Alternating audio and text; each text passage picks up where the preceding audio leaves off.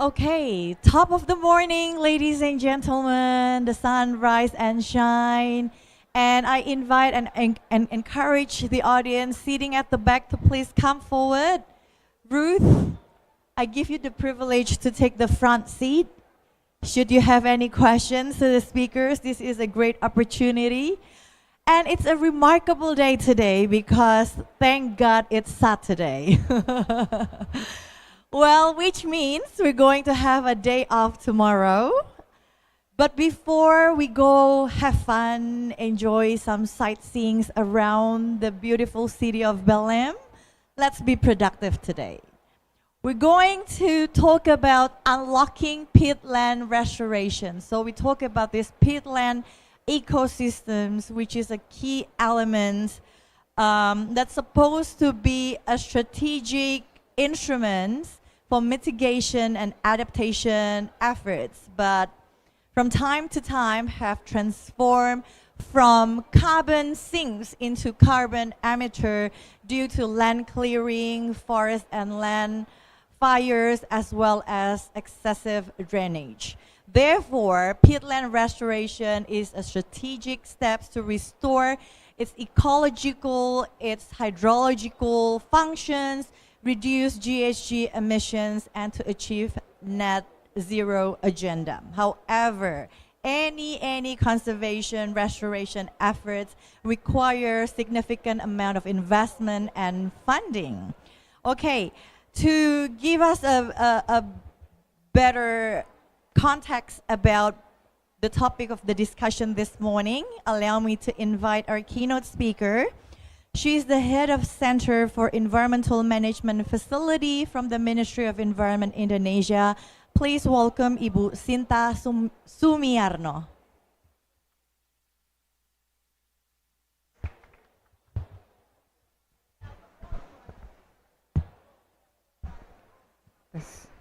Bismillah. Distinguished guests, ladies and partners, it is a pleasure to welcome you to today's discussion on the Green Peatland Economy. Indonesia's 13 million hectares of peatland are among the world's most important carbon reserves. Protecting them is essential not only for our climate goals, but also for sustainable livelihood and long-term economy resilience. As Indonesia National Climate Fund, Government of Indonesia through BPDLH is committed to ensure that climate finance flow effectively and transparently. Through the Green Climate Funds project-specific assessment approach, we are strengthening our readiness to access and manage large-scale financing for transformative programs such as Green Peatland Economy. Ladies and gentlemen, the Green Peatland Economy represents a new model, linking ecosystem restoration with sustainable economic development. It is prioritized healthy peat ecosystem, green value chain, and strong participation of indigenous people and local communities as a core steward the landscape. Our financing approach will combine grant and blended finance to catalyze investment and ensure benefit-rich communities and implementing partners on the ground. The success of GPA depends on collaboration. The government, the private sector, civil society, and international partners all have a critical role of play. Government Indonesia through the BPDLH stands ready to work closely with all of you to make this initiative a national and global example of sustainable peatland management. Thank you. Thank you, Ibu Triple S, Ibu Sinta Saptarina Sumiarno. That's her name, okay? And don't ask me why the keynote speaker transformed from a male to a beautiful lady. We have a bit of situation today, but that's okay as long as the message is delivered well. Okay, so we will delve into so-called Peatland Restoration Fund, what are the financing opportunities, how to optimize the various financing instruments in order to address these urgent peatland restoration efforts. We will also touch base on policy recommendations and multi-stakeholders collaborations to open access to funding. Okay, allow me to invite for the X number of times. Let me invite back our moderator, Policy Advocacy Manager from Climate Reality Project, Mas Ari Adi Pratomo.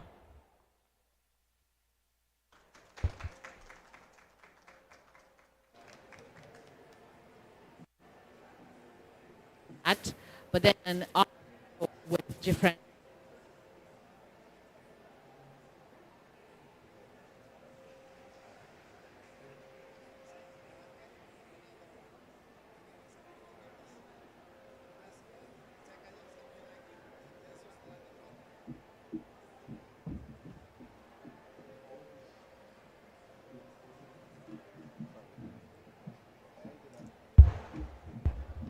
Okay, good morning, ladies and gentlemen, and welcome to the Indonesia Pavilion at COP30 here in Belém, Brazil. My name is Ari Wijanaka Adipatomo. I'm from the Climate Reality Project Indonesia. And welcome again to another discussion sessions by the Indonesian Environmental Fund, or BPDLH. And we are welcoming you to this Indonesian Pavilions on Saturday, a very nice day, and I hope we are going to learn a lot today. As mentioned before by Ibu Sinta, the keynote sets of strong foundations for today's discussions, especially on building long-term, innovative, and also community-centered financing for peatland restorations. Indonesia peatlands hold some of the world's largest and the most important carbon reserves. When they are degraded, emissions rise dramatically. But when they are restored, peatland transform into one of the most powerful carbon sinks on the planet. Today's discussions will focus on how we can unlock long-term, innovative, and community-centered financing to ensure that peatland restoration is not only successful, but also sustainable over decades. We will explore perspectives from science, policy, fiscal governance, national financing mechanisms, and also community engagement, all of which must work together to turn peatland from carbons. Before entering the discussions, I would like to introduce our panels today in the sequence of today's sessions. Firstly, I would like to invite Ms. Amy Duchel, Senior Forestry Officer from FAO. Please give her a round of applause. Second, we have Bapak Muhammad Askari, Coordinator for the Business and Activity Development Working Group, Ministry of Environment. Pak Askari. Third, we have Mr. Wesley Sinolinga, Policy Analyst, Fiscal Policy Agency, Ministry of Finance. Welcome, Mas. And then we have Ibu Nia, our beloved Ibu Nia, Ms. Endah Trikurniawati, Director of Fundraising and Development for Indonesian Environmental Fund. And last but not the least, Mr. Hafsbi Berliani, Program Director for Environment and Sustainable Governance from Kemitraan. Welcome, Bapak and Ibu. Now, for the first one, I would like to invite Ms. Amy Duchel from FAO. We're going to talk about how the MRF and also forest monitoring is central to unlocking credible financing for restorations. Ibu Amy, the floor is yours. Salamat. Yeah, see? Okay, yeah. Salamat pagi semuanya. It's very nice. Better. Okay, yeah. Selamat pagi semuanya. It's so nice to be back in Indonesia, in the Indonesian Pavilion. And I would like to take the opportunity to congratulate BPDLH for the success with the Green Peatlands Economy in this first step. It's been a pleasure for FAO to collaborate with you on the technical side, and we look forward to further work together. peatlands are absolutely at the center of the climate action discussions now, and FAO is prioritizing this area of work, both in terms of climate change adaptation, but also, of course, climate change mitigation. And FAO continues to develop and refine methods for measurement, reporting, and verification, MRV, of emissions from peatlands, focusing on assessing soil organic carbon and greenhouse gas emissions. And this approach uses, of course, both ground and remotely sensed data to provide standardized protocols for peatland monitoring and reporting to guide management decisions. Indonesia plays a major role in this context, and what happens with MRV in Indonesia, in fact, can be a model for the world. So, Indonesia holds the largest known area of tropical peatlands of any country, and storing a large proportion of the world's tropical peat carbon, addressing challenges faced with drainage and degradation very actively. Indonesia is one of the few countries that specifically includes peatlands in the National Forest Reference Emission Level and nationally determined contribution to the Paris Agreement, providing a positive example for other countries that hold peatlands. In addition, Indonesia has established an international framework for peatland monitoring, developed the Peatland Ecosystem Protection and Management Plan that guides peatland protection and monitoring, implemented a national peatland monitoring platform to monitor groundwater level and rainfall and guide restoration activities, and created an online peat restoration information and monitoring system for transparent and reliable monitoring.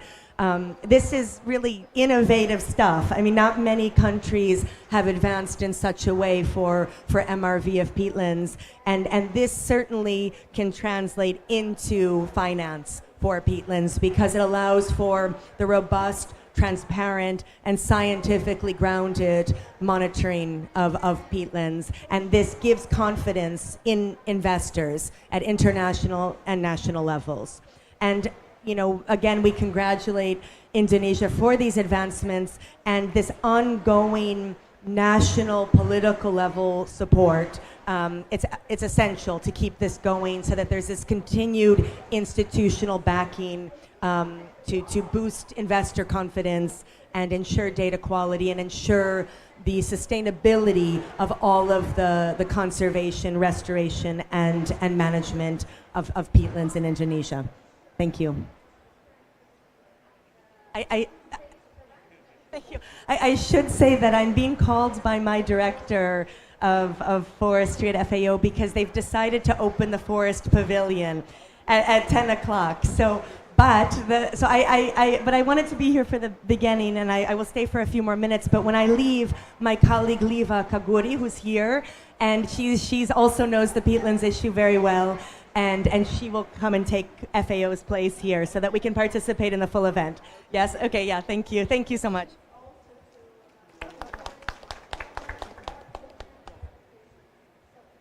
Thank you, BME. We heard a lot about how the global perspective, especially on the peatlands, and then probably later on we can ask some more questions to FAO. And thank you so much for coming to Indonesia Pavilion, and good luck for the next event. Thank you, Ibu. So I would like to now to turn our focus on the governance from the Indonesian side. I would like to ask several questions to Pak Muhammad Askari. Pak Askari, may I invite you to also share with us about your presentation, probably? And then later on, after that, we can ask you some questions, if you like. Thank you for having me today. Puan, tuan, ladies and gentlemen, Assalamualaikum warahmatullahi wabarakatuh. Have a very good morning to all of you. It's lovely to see you today. Can I stand there just to share? Because, yeah. Test. Can you hear me? Okay. Okay, so basically that sometime that people would like to ask, are you do with what you have talked? So I try to show to all of us what we have done so far, basically. Just share the idea, share the information. Next, please. So basically that the dream that we have so far, how to make the peatland area, which is the emitters, to become the carbon sink. That's a challenge. That's the first question. The second one, how can we prove that we have done, to be the carbon sink? That's a challenge also. So basically that until now, Indonesia has enacted at least 47 regulations. So we are quite serious on this matter because the challenge that's big. Because if only one day land and forest fire in Indonesia, the Singapore will shut down. It's that easy. So it's a huge challenge. So that's why we have developed this much of regulation. Not to see the numbers, but in details of everything that we have done so far. Next, please. I will not go in details. This is some of the milestone that we can see from 1990, basically. Then until now, we still do develop our policies. So it's a lot of effort that has been done so far through our national expertise, through some colleagues' expertise like the FAO, many other colleagues. So basically, it's a huge contribution that's been done so far. Next, please. Okay, this is some of the regulation. We can proud of that we say that we are maybe the only one in the world that who has a very long-term planning for the peatland pollution management until next 30 years. Maybe I will not be in the world again. Yeah, I'm died behind the graveyard. But at least that we draw something, that we have a vision, that we will do something in the next 30 years. This is some of the regulations, some of the policies, as you can see here. Next, please. Okay, this is the new policy that has been taken just this year. Because the challenge that cannot be handled only by the government, but we ask the private company to also do their job.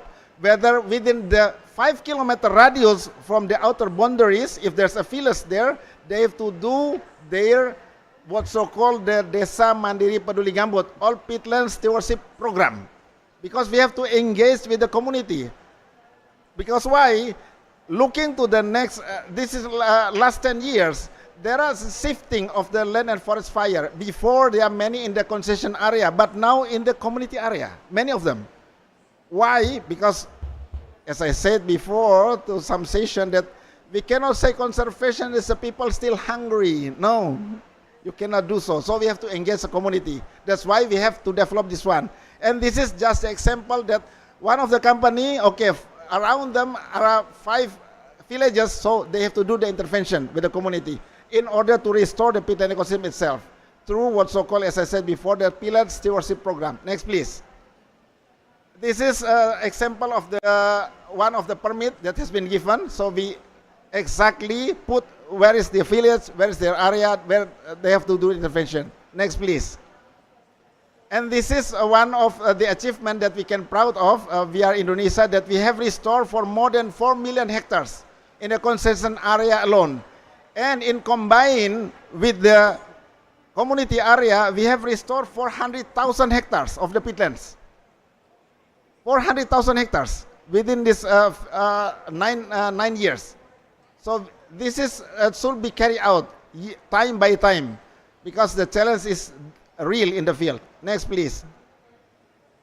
This is some of the examples that we have done so far, that we put the canal blocking, what so-called the R1 approaches. We have to restore, bringing back the water, because 90% of the peatland is water.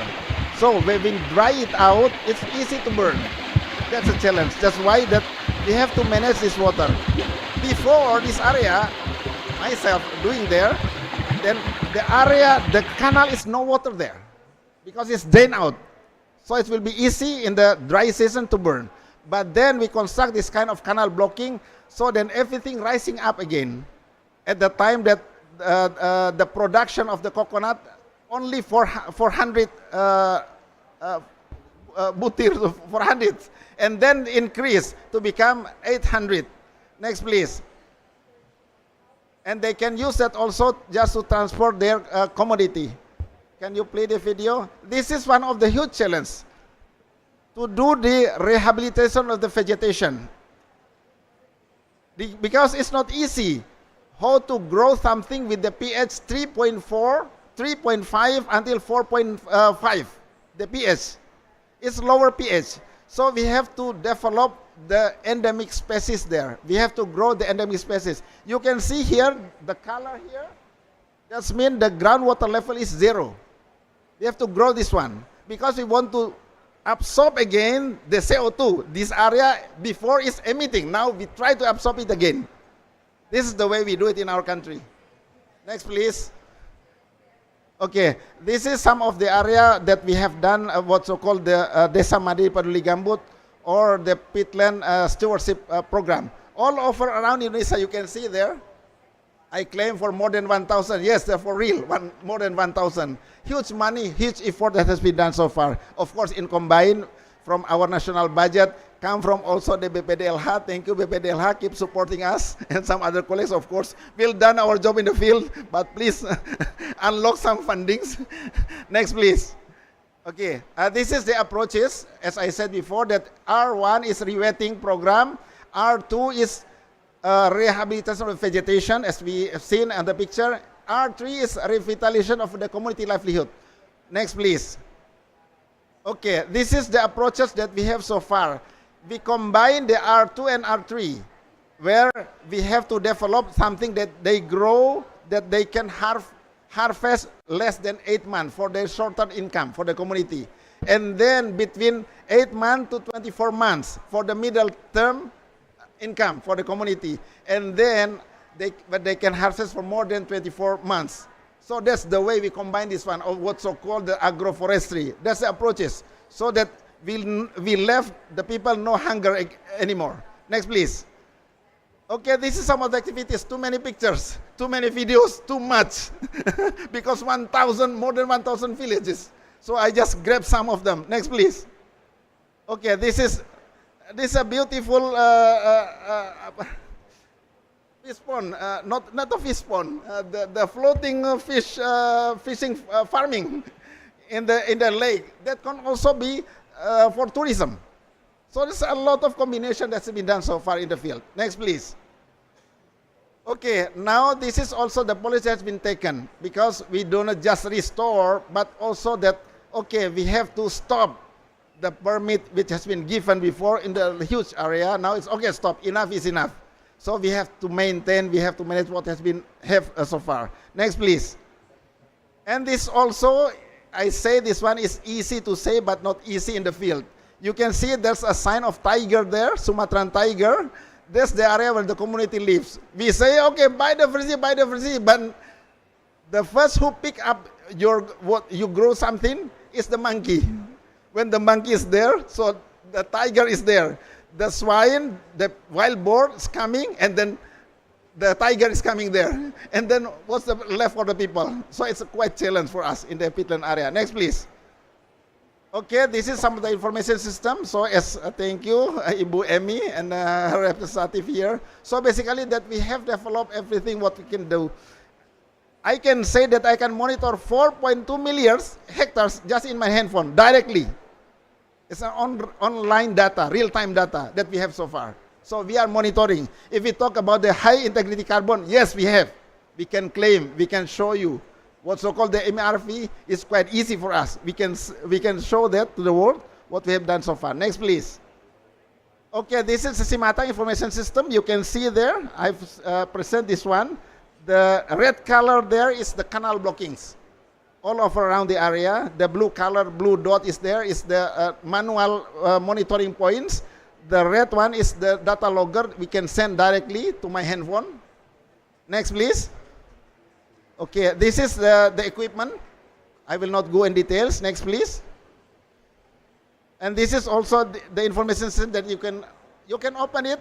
This is in Thai language, so it's also in Arabic, also in France, also in Portuguese, whatever language that you speak, you can open it and you can find the information there. Next, please.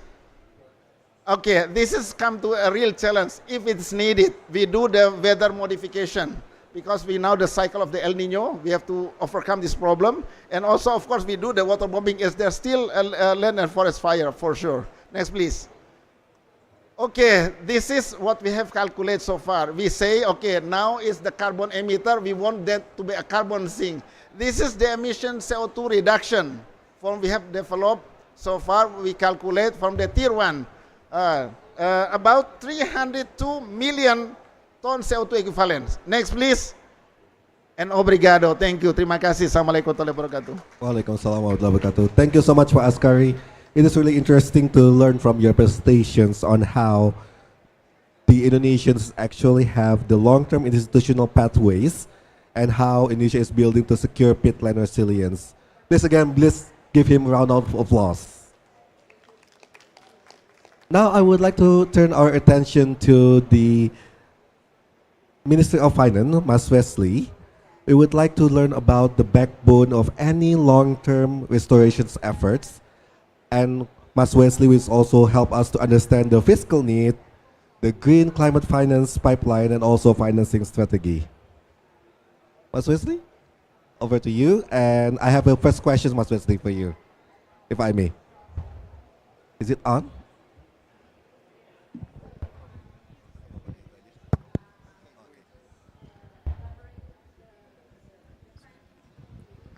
Thank you.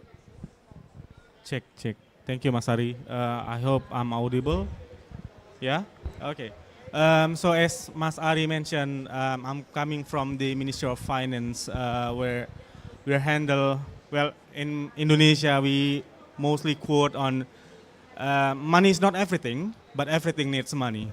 So it's probably not the most important one, but it's important for the peatland. So let me start with saying that we've released our second NDC last month, and we have lots of priorities in our agenda, and then peatland is one of them. So let me say that in the second NDC launched by or released by our government last month, there's a requirement of investment amounting 472.6 billion.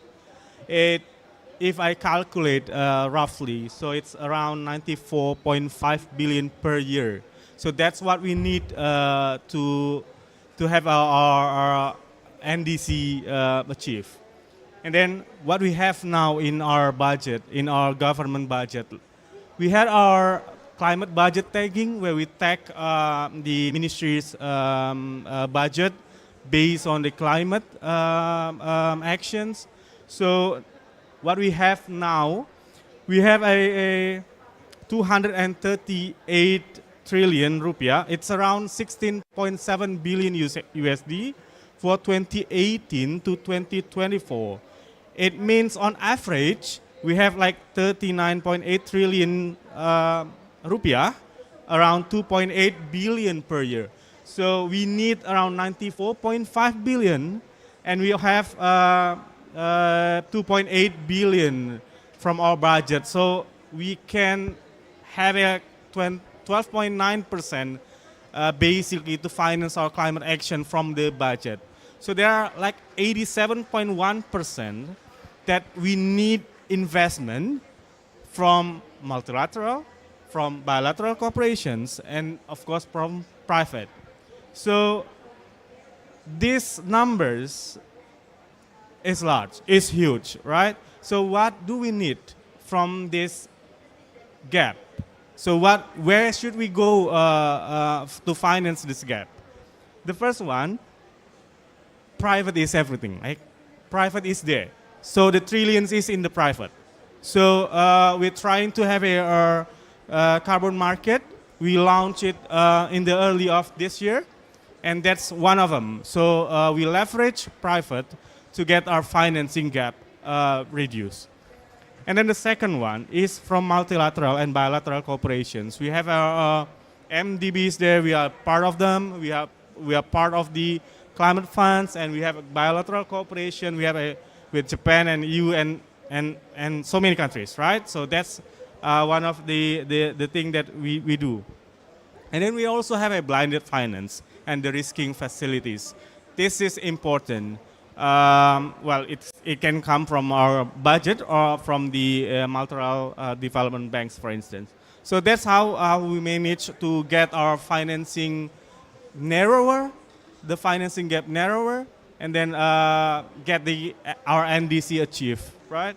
So what do we have from our budget? So from our budget, we have our fiscal policy that try to catalyze. Basically, we are catalyzing investment. So it's not the main source of the investment, but we catalyze the investment through budget, our government budget. So we had our tax incentive, and then we give a incentives for private to come and explore our facility. And then we also have our green bonds amounting, now let me check the number, I need to make it correct, right? 7.7 billion US dollars now from 2018 to 2025. So we are leveraging private, including from our sovereign bonds. And then, yeah, that's basically what we do. Of course, we have a PPP project, and then and risk sharing mechanism. So that's what we do, and also we also engage with the multilateral. I mentioned before multilateral development banks like World Bank. We had some with ADB corporations, and we also have cooperation with green climate funds. Well, basically climate funds. One of them is Green Climate Fund. Why I specifically mention Green Climate Fund? Because we are the national designated authority of the Green Climate Fund. We in the Ministry of Finance basically coordinate. That's basically our role. We are coordinating. We are making policy aligned with our national priorities, and we endorse the project by releasing a non-objection letter from the office. So that's basically what we do. And then now specifically on peatland. So what we have from our cooperation with the Green Climate Funds on the peatland side. So BPDLH as a prospective accredited entity of the Green Climate Fund, well, basically engaged with our a project initiated by our Badan Restorasi Gambut, or Peatland and Mangrove Restoration Agency, and with the help and support of the FAO and Kementerian, of course. So basically, we support projects, the peatland projects handled by the BPDLH. We support our BPDLH as our special mission vehicles, and then it's a national entity, right? So we need to make sure that the capacity is built within our country, and then of course to access the financing. So we have the proposal on innovative peatland financing facility. It's involve smallholders and local community as well. So like Bapak Askara mentioned before, that we make our community alive, right? We cannot say that you need to do this while we're not thinking about how they can make themselves wealthy, right? So that's what we did. And then as an NDA, the Ministry of Finance, we continue closely accompany and support BPDLH in this process, and hopefully this process will benefit our society at the end. Thank you. Back to you, Mas Ari.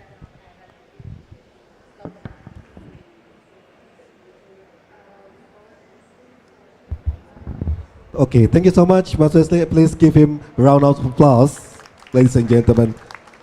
We learned a lot from the Indonesian Ministry of Finance, that there's a lot of way on how Indonesia is actually financing and actively involving in restoring its peatland.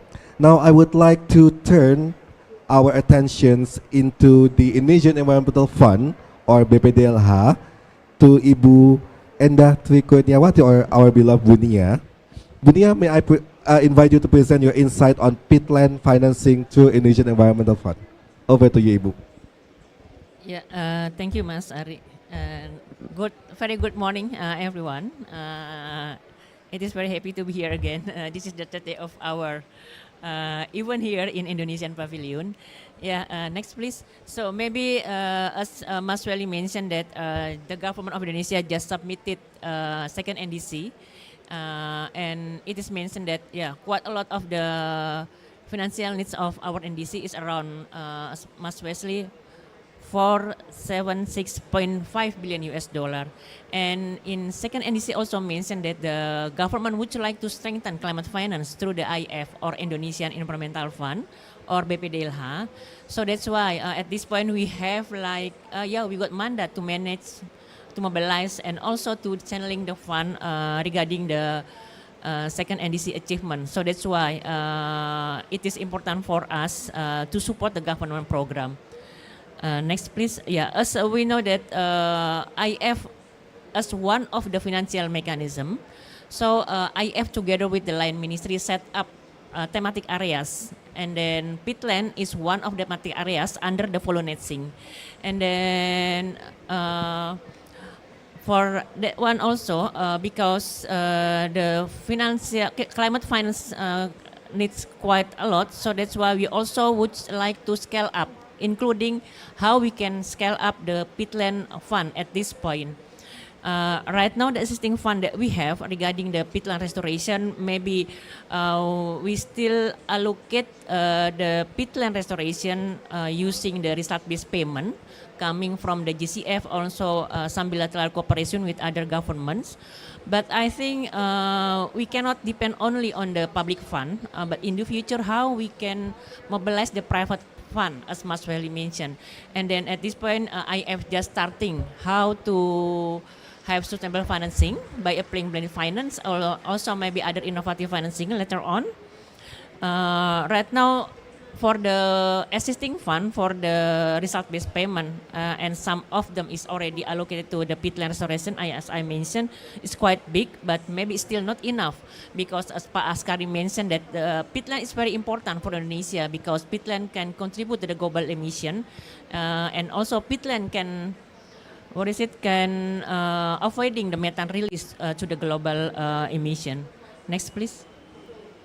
Yeah, so yes, when we talk about the peatland and then how we can focusing on the peatland restoration, the boundary of the program that will be done, and right now IF together with the Line Ministry, with the Ministry of Environment and also Forestry, would like to access the global fund from the multilateral fund or Green Climate Fund, as we know.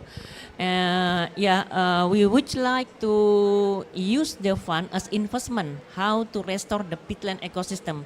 So at this point, the boundary of the peatland restoration, of course, the peatland area, and then as Pak Askari mentioned as well, in peatland area we have we can say two consisting of two type of the area. The first one area managed by the private sector, and the other one managed by the community and also maybe the government. So at this point, by getting the GCF fund later on, we would like to invest the fund, how we can involve them in restoring the peatland ecosystem.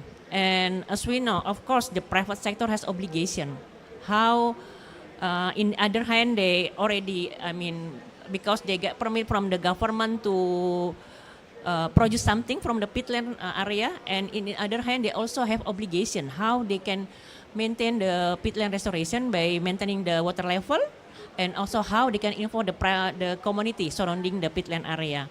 And in other side, we also have a community, how they can create the economic activities from the peatland area. And also, of course, we have the local government at this point.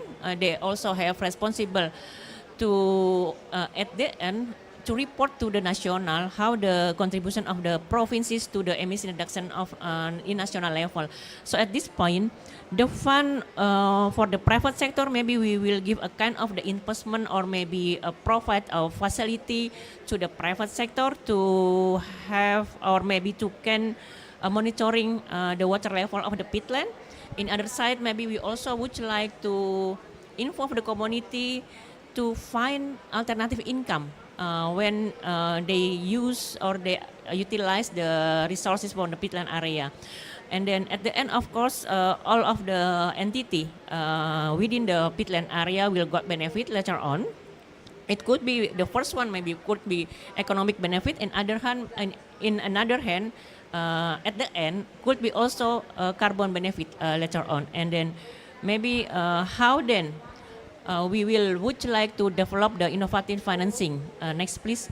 So with the existing, maybe we will monetize the result of the peatland restoration. Maybe one of them could be, we can say, of methane offloading, or maybe as common terms is carbon benefit. And then carbon benefit then will be monetized.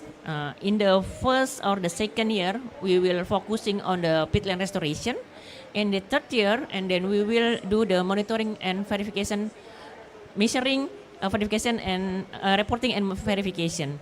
And then in the fourth, 5, and the 6th year, we will continue the intervention of the peatland.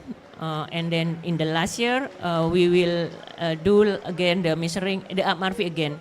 So based on the result that we get in the third and the 7th year, because the project will be done maybe during the 7 years, we will monetize how the result of the peatland restoration will be have value, and then it will be used as an underlying project later on. And then at this point, IF will develop a kind collective investment undertaking, and then it will be offered to the investor by offering the underlying project. Maybe could be carbon or maybe other things. And then after that, we do hope by having the fund facility, all the investor will come to Indonesia. We will put in one basket, and then the fund will be returned back to the peatland restoration. And then it will be like a kind of a cyclus later on, after we got another investor by issuing the collective investment undertaking, and then we can use the fund for another area later on. So this is still under designing. We still discuss with relevant stakeholder in Indonesia, but hopefully after we got support from the GCF, at the end of the project we can develop the innovative financing to have sustainable financing, of course. And then at the end, Indonesia hopefully can contribute to the global emission reduction by avoiding methane release from the peatland area. I think thank you from our side. Back to Mas Ari. Thank you, Ibu Nia. Please give her a round of applause. Thank you so much, Ibu Nia. We learned a lot from Ibu Nia on how the Indonesia is actually developing a layered and also future-oriented financings, which is becoming an architecture for peatland restorations. Now, I would like to turn our attention to Pak Hasbi from Kemitraan. We are going to ask Pak Hasbi regarding a lot of questions, but I will turn the opportunity to Pak Hasbi over to this. Pak Hasbi, my first question would be, Pak Hasbi, what intervention have proven effective and also to ensure communities gain ecological and economic benefits from peatland restoration, Pak Hasbi? Over to you, Pak. Thank you, Pak Ari. Very good morning for the participants. It is a pleasure to share our experience working on the community peatland restorations activities. And then regarding the questions, I think I have some recommendations. I think I will continue what Pak Askari mentions about the importance of the community to be engaged during the peatland restoration activities. Regarding the data, up to more than 10,000 of the villages of around 78,000 villages in Indonesia are located within and around of the peatland area. So this means that the peatland restoration activities will be effectively if the community living and located in the area should be engaged in the participatory and meaningful schemes.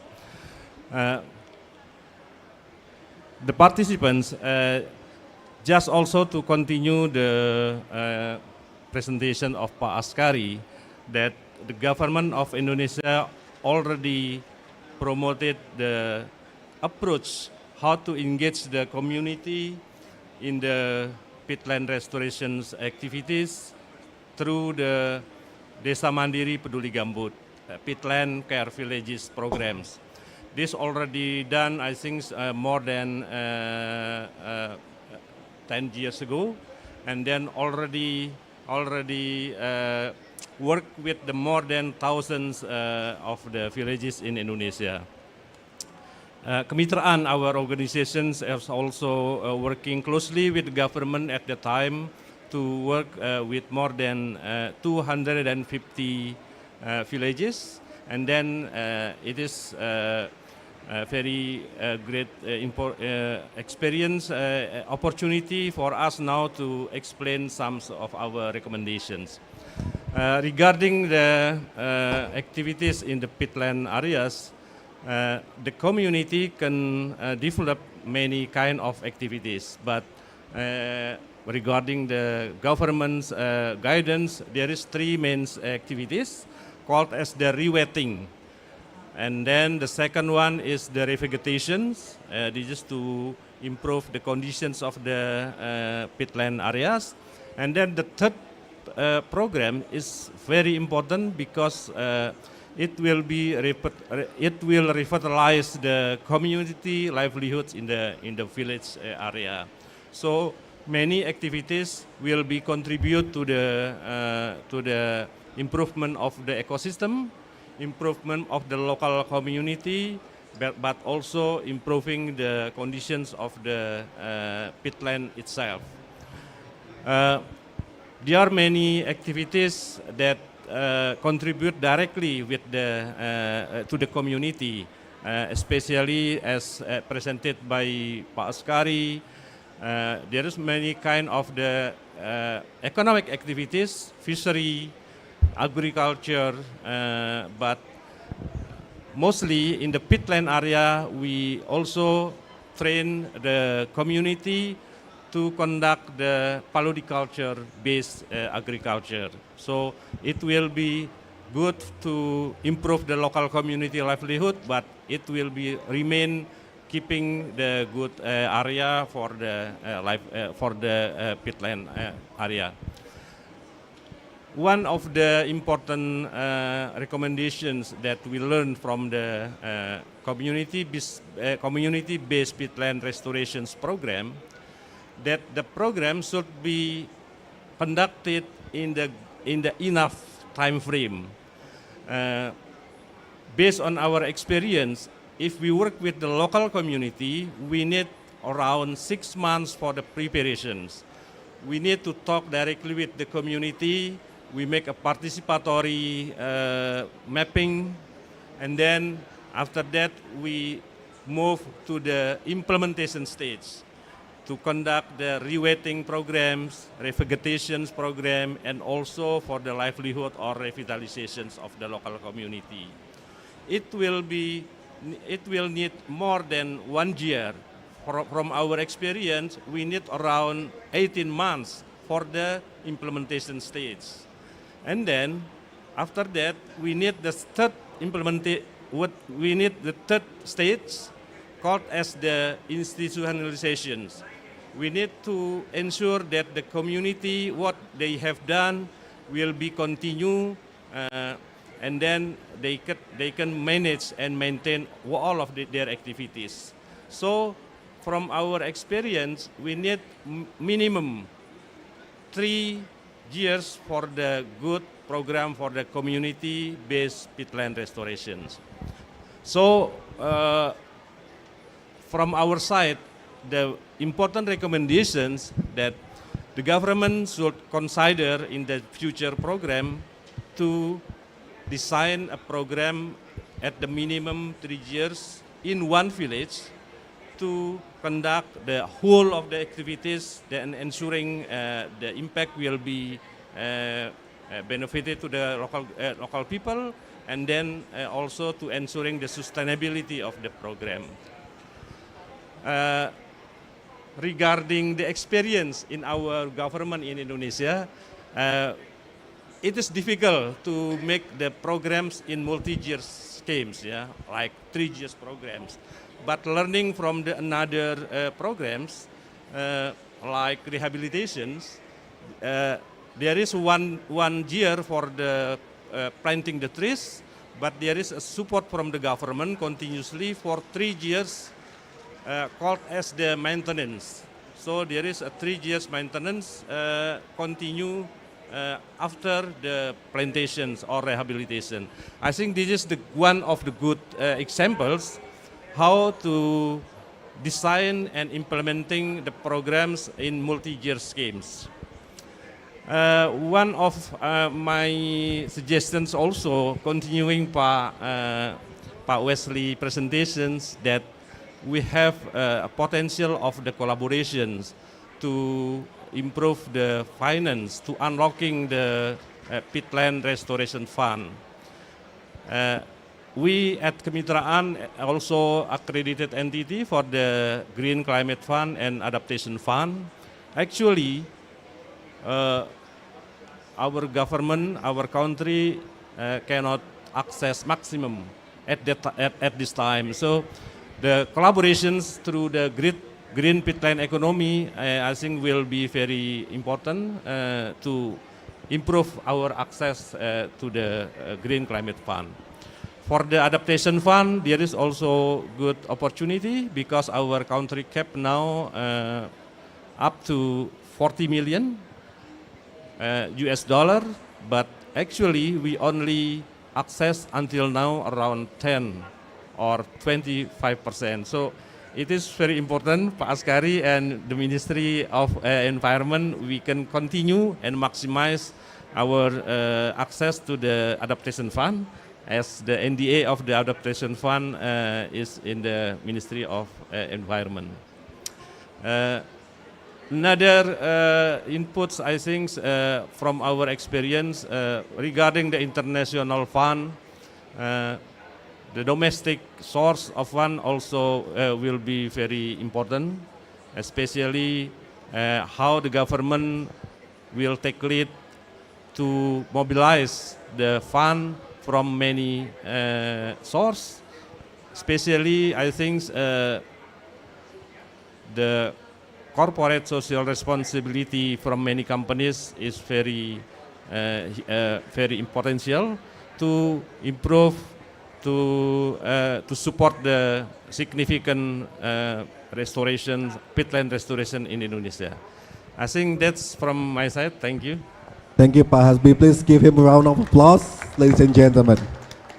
Ladies and gentlemen, we learned a lot from Pak Hasbi's presentations or speech, that it is important to showcase to the community what is the real benefits. And if they are having ownership, strong ownership, it will help them to be able to be empowered and restore the peatland. And also, it's also important for the blended finance, not just from the government, but also from the private sector.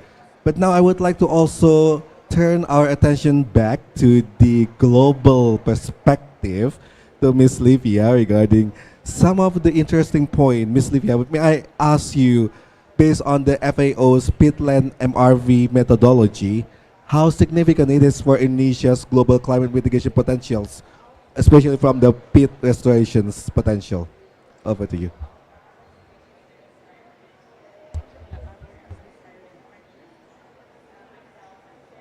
Thank you so much, and it's really a great pleasure to be here. And on behalf of my colleague Amy, who was here for the first part of the event, I don't think I have to remind you or re-insist that the peatlands are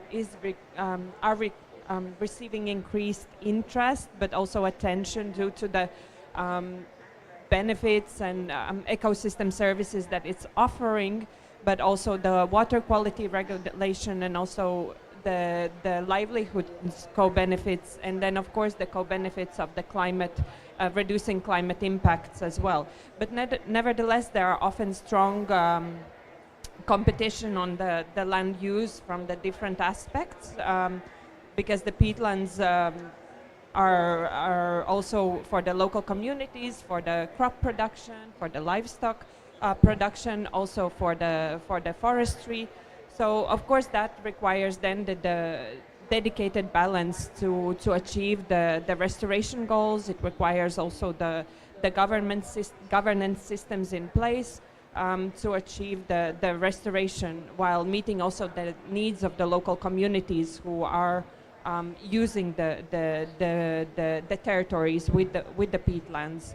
So of course then sustainable peatland management and restoration planning is often hindered by insufficient data of the peatland locations, use, drainage and degradation status, as well as value of ecosystem services. And I think in the previous round, the speakers have already highlighted the importance and also the practice in Indonesia, how all of the above mentioned aspects are kind of captured in the country's experience. So the communication on this information to local stakeholders is also essential, but often lacking. And therefore, as mentioned, the governance and the land tenure aspects indeed are a challenging factors that often are hindered, and then of course the policies related to the peatland access use and use are often absent, and often are also those challenges that we see in the experience globally from other countries. So just to highlight some of the challenges in the peatland restoration, as already mentioned, is lack of regulatory frameworks for peatlands to develop and enforce policies, and also inform the territorial and land use planning at the local level, at the subnational and national level. Also, absence of accurate peatland maps and appropriate scales is also a challenge, because from the maps that were shown already by colleagues here on the panel, you really need a detailed ground data and very detailed mapping. Then also difficulty to obtain on-site high-quality measurements across the territories and spatial scales to design restoration strategies are quite critical. And then limited technical expertise at the national, but especially at the subnational levels to implement and monitor peatland restoration are also one of the challenges that we see in other countries. And then historically open access public peatlands and water diversion has led to overexploitation in some cases, resulting of course then in the conflict between the government and the land users at the local level. So basically both the tenure for the land, but also tenure for the water use is some of the challenges or the aspects that are putting kind of enforcing a conflict situations on the ground. So here we see that to resolve these is really the collaboration at the national level, subnational and local level really critical. So there needs to be the policies in place and also the land use planning, but really the local level is the critical part, but of course the institutional arrangements and the policies at the top level also are. So it's more detailed bottom up and top down as well. So it's more challenging, I would say, than maybe other types of the lands. One more question actually, Ms. Livia, on this one. Since you mentioned there are several different challenges, especially on the peatland restorations, which one do you think is the biggest global challenge in terms of the peatland restorations, whether it's a governance or a tenure, or is it a technical capacity? It's hard to prioritize. I would say it's the data, which is critical at the national level, but the tenure is also critical, because without the tenure, it's hard to implement sustainable management, because that also doesn't apply only to the peatlands. And coming from the background actually of the land tenure, that also, if you don't have a secure tenure, that the land users, secure land tenure is an incentive to manage the property and the land that you own, because that's a long-term kind of investment that you see. Without a secure land tenure, you use it there's a tendency that you use it for a short-term perspective, but if with the secure land tenure, that's, I would say, is quite critical, yes. Okay, thank you so much. Also, give her a round of applause, ladies and gentlemen. Ladies and gentlemen, it is very interesting to see the different perspective on how we actually strive to restore our peatland in Indonesia. There's a lot of good examples given by different line of ministries, how we are actually strengthening our collaborations and how we are actually also involving the communities as a forefront of the peatland restoration process. Ladies and gentlemen, I think we still have time for a couple of short questions or the general reflection from the audience. I would like to invite you to raise your hand to also introduce yourself and also keep your questions or interventions very short to 30 seconds. Anyone would like to ask the questions? Yes, over to you. I'll help you on this. The reason I come to this pavilion is that I get good practices. I return to my country where I work with local communities, but the support that your government provides, that 3-year period to hear their ideas, build institutional capacity, we have to do it ourselves. So we take on many roles and responsibilities to empower the local groups. So thanks for sharing these best practices. I like how your ministries work together, how the financing, you think of other departments, other ministries. One question I have, the synergies. A lot is focused on the climate. How do you build the synergies with biodiversity? You talk a lot about carbon storage. That's great for biodiversity. And you also deal with the emissions reductions. Are there strong synergies with biodiversity conventions? We have to do it in our countries. We don't have the resources. So every dollar I get from my groups, I have to stretch it. I have to look for the positives to climate, chemicals, waste. But that's how we have to think, holistic. And you have some really good practices, and I'm taking them back home with me. Oh, I'm Ruth Spencer from Antigua and Barbuda. I also sit on Ecosystem Restoration Advisory Board. So the successes that you mentioned was really very important. Thanks for the opportunity to share.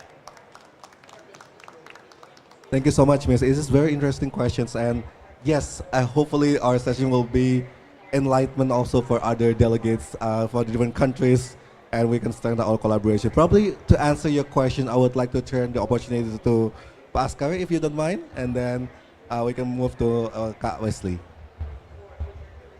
Okay, thank you very much. So basically, that we have to have a clear vision where we are going to. So that's basically, before Indonesia have a huge challenge also, because there's a lot of land and forest fire. So we know the problem. Then we think how we can solve this problem. Of course, we are as the governor, we have to think, okay, we have to develop a kind of policy. Luckily that, as I said before, that until now we have at least 47 regulations, so that everybody should avoid the law. So it's binded by the law. And then how we can implement that in the field. So the question comes, where's the problem coming from? It's coming from the field. How we can solve it in the field? You cannot just on the sky. No, we just cannot talk. So we have to solve that in the field. So that's why the approach is based on, I have been working with the peatland for the last 9 years, based on my experience that the problem solution that should be come from the field also. That's why we have to integrate there are several sources of funding. If we're talking about the funding comes from the government. The funding also comes from the member of the parliament because they have an allocated budget for their pendukungnya, for their supporters. So they have also the money and also come from our different resources.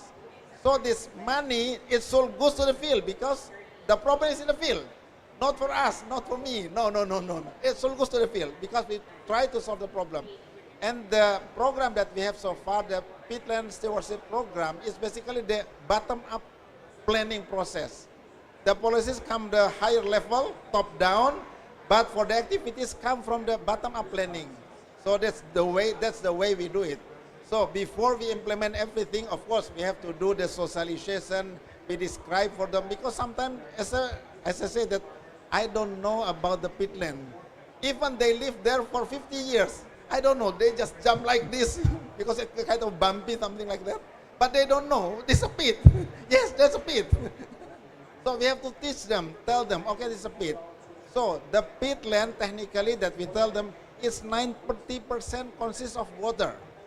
So if you release the water, it left only the organic carbon. It's dry up, it's easy to burn. It has a high calorific value, 8 kilocalories, 8,000 kilocalories. The young batu bara, the young coal, yeah, we can use it. But of course, that we would like to utilize the area as long as we can. So we have to teach them, then they will develop what so-called, as my colleague Terima Kasih from Kemitraan says that, okay, if we want to engage the community, of course, we come, talk with them, describe for them, okay, now, what's the challenge, what's the identification of problem situation? Because every canal in Indonesia, it's owned by someone. You cannot just put the canal blocking, otherwise by tomorrow they just do the chain show, then everything is gone, disappear. So we have to come talk with them. And then, okay, we ask them to allow us to, how if we construct this one? Okay, and then, okay, they will construct them. Okay, of course, we have to teach them how to construct it. So, and then, what commodity that we can grow here? Okay, look back to our ancestors, our father and mother. What can we grow here as that we can eat? Okay, okay, this kind of commodity, okay, we can try that. So basically, that's the way we do it. And then, where is the money come from? Sometime, okay, you have to open the bank account. You have to institutionalize your local community. Then we send the money to them directly, so they can see the money. Okay, you can see the money. Now, run the program. Then we will supervise you. Then we'll pengawasan, monitor. We will monitor your program. If you do a good job, okay, we will continue.